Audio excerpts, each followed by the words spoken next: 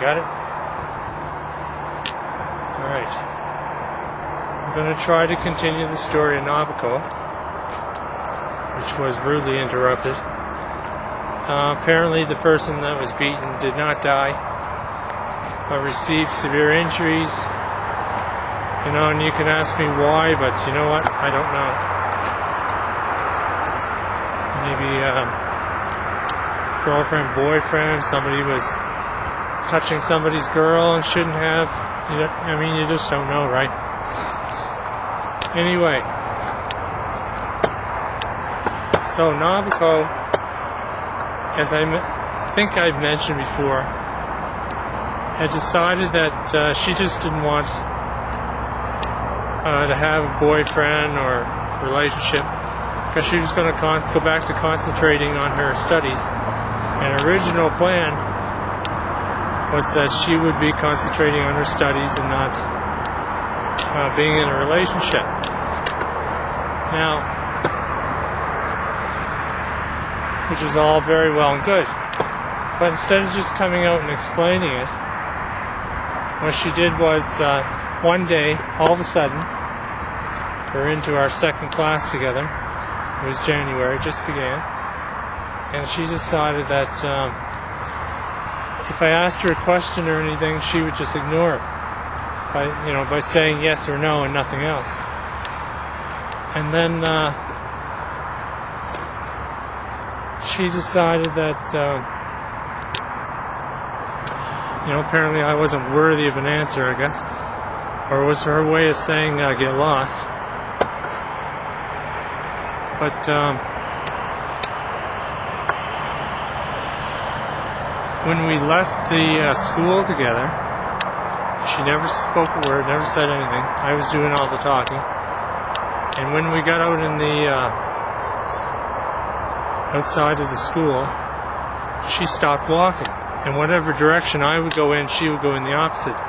Because we used to hang out at the cafeteria after class with the Japanese people.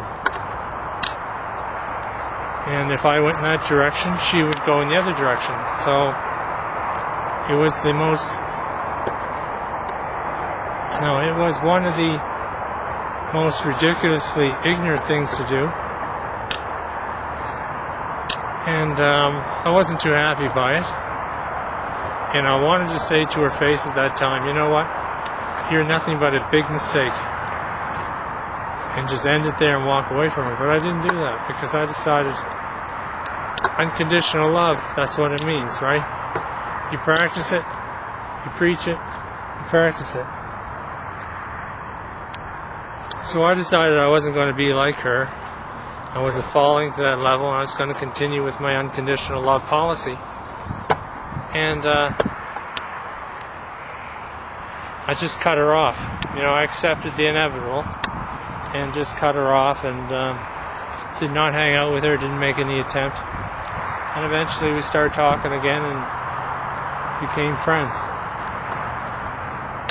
At some points, in Canada geese. I wonder if I can get them on film.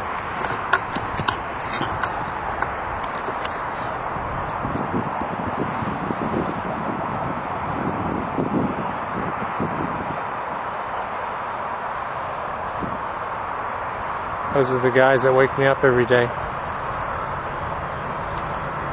No, I don't know if you can see them on this. This isn't the best camera for that. I'll edit it out if it doesn't work. Let's see that. Okay, thanks.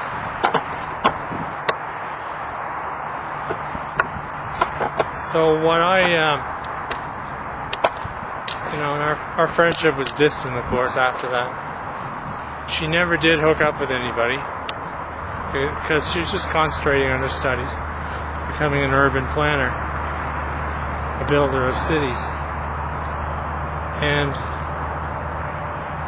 one of the interesting points about being around her is she'd sometimes forget that I wasn't Japanese, and she would speak to me in Japanese because she had been so used to my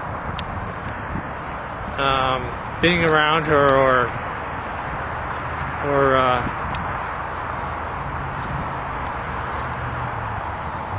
speaking Japanese or writing it, that on occasion she would forget and she would automatically talk to me in Japanese, expecting me to know exactly what she was saying all the time. I always found that to be a breakthrough, that I had broken through the culture barrier. Let's see, what else?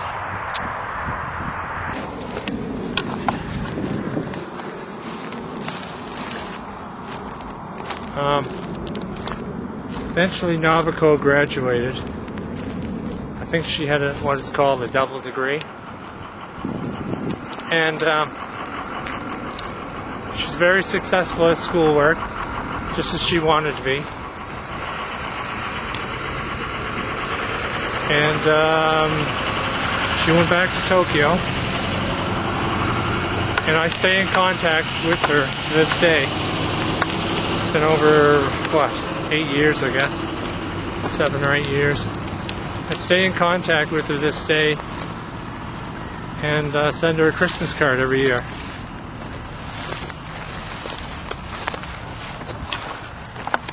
She had a friend that she hung out with, a young girl called Asuka. And Asuka is the next subject of this documentary on Asian women. This Dear Diary, the story of Asuka. And my relationship with her and trying to pick her up. Which almost worked. You'll see what happened. Asuka was very popular.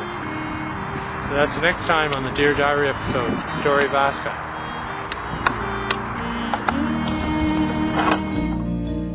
I walked on the hill that looks on the river. I can't forget about you, no matter how I try. The wind folds me to you, and I can't forget about you. So send me a dream that lives on forever. Can we remember the laughter we had when we met and we touched? Let the wind in the willow, and I can't forget about you.